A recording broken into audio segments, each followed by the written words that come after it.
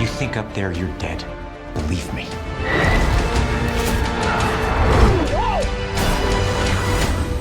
My dad believed in you. I'm not gonna make the same mistake. Hey, Miles, how you doing?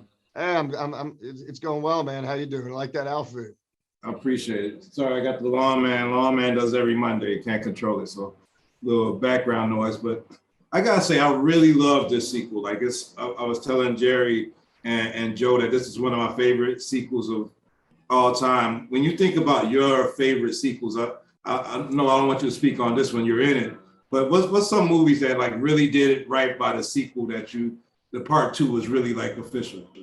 Man, I mean, the first one that comes to mind is The Godfather. I think that's a movie that, very similarly to this one, but they did it, at least within a couple of years. So the fact that we were able to revisit a movie like this and, Tom and Jerry movies, I mean, the first one really made Tom, a international movie star. And so when you talk about doing a sequel to something like that 30 years later, and for it to work and for it to satisfy audiences like yourself and to really feel like you can put those movies next to each other on a shelf.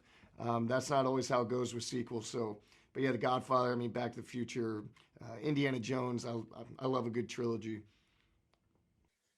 I know Rooster's your call sign on this one. If you had to give yourself a call sign, what would it be? Is Rooster what you would have worked up on, or what? Nah, I don't know. I probably would have, I don't know, something different. It usually comes from something that you hate and where the guys kind of make fun of you about it. So I got like fat thumbs, and when I was a kid, everybody made fun of me, so they'd probably call me Thumbs.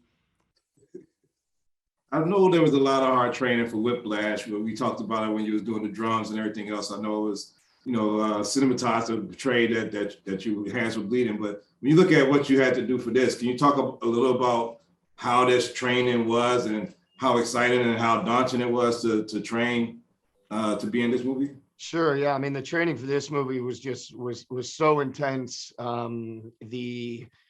I think what was required of us to be able to get in these jets and fly with the best pilots in the world and to be able to film, when you're going, and to act when you're going 480 knots and you're 100 feet off the ground and you're going into a canyon, and to feel like you have enough experience under your belt and a comfort level to be able to keep your wits about you, and to also to be able to do all the things you need to do for the character and the story. So it was, I mean, yeah, the movie took about a year to make, and we were in, we had months of flight training beforehand, and it was, I think they told Tom originally it would be impossible. So Tom, I don't think that's a word in his vocabulary. So he was able to kind of get us all exactly where we needed to be able to, get the job done. After acting in that type of scenario and training like that, do you think, I mean, I know you have all type of projects. Do you think you'll ever be the same actor after you've been able to accomplish this movie and finish shooting this that you were before? Do you think that this has changed you and this experience that you've had with this movie?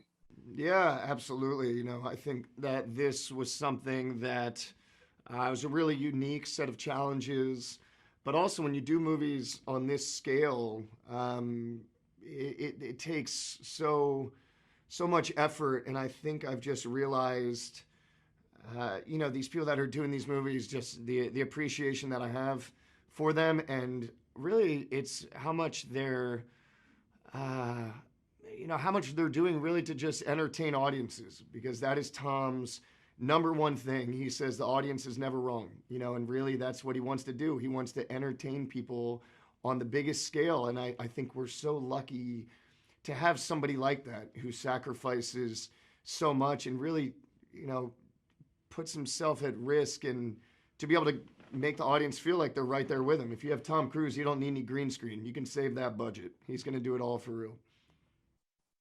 It's a great job. Really terrific, really great part of the story. You pulled it all off. I already appreciate you. I even appreciate you even more as an actor and a performer right now. So thanks for entertaining me. Thanks for being a part of this thing, and thanks for your time. Oh, thanks, man. I appreciate it.